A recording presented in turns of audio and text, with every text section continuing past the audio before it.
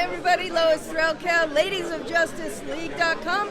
We have Ken Letourneau here. He is the tax sale master, and he's showing this property right here.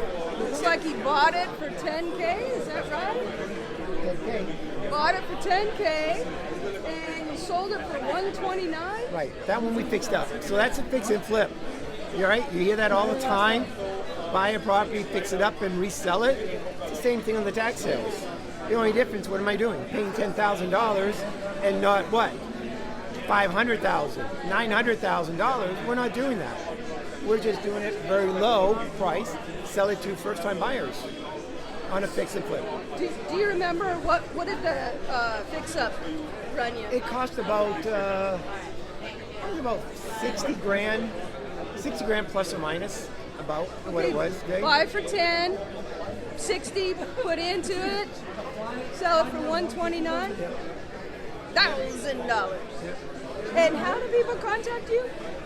Yeah, you can go to our site really at taxsalesclass.com. Register over there.